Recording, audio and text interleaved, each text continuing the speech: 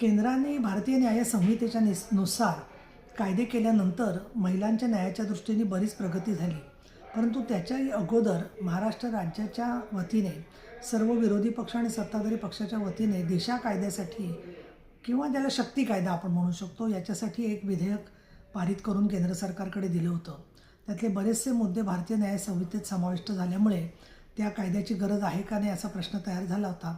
परंतु डिसेंबर 25मध्ये मी माननीय मुख्यमंत्री देवेंद्र फडणवीस, माननीय उपमुख्यमंत्री एकनाथ शिंदे आणि माननीय उपमुख्यमंत्री अजितदादा पवार यांच्याकडे एक निवेदन दिलं आणि त्या निवेदनामध्ये जे मुद्दे भारतीय न्याय संहितेत समाविष्ट झालेले नाही आहेत त्याच्याबद्दल आपण एक विधेयक वेगळं करावं अशा प्रकारची विनंती केली होती.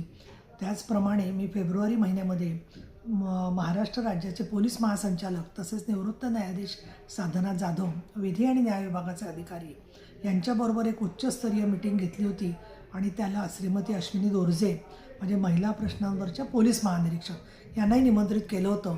आणि तिथे चर्चेअंती आम्ही अशी सूचना केली की एक प्रस्ताव सरकारकडे त्यांनी तयार करावा आणि त्याच्यामध्ये ॲसिडच्या अटॅकमध्ये बळी झालेल्या महिला, त्याचबरोबर सायबर क्राईम आणि त्याचबरोबर छेडछाड अशा गोष्टींचं माहितीचं गुप्तता न ठेवता ती प्रसारित करणं अशा मुद्द्यांच्यावरती शिक्षेची तरतूद आपण आपल्याकडे कायद्याच्यानुसार करावी. म्हणून हा महाराष्ट्राचा शक्ती कायदा आज याच्यामध्ये विधान परिषद आणि विधानसभेत मंजूर झालेला आहे.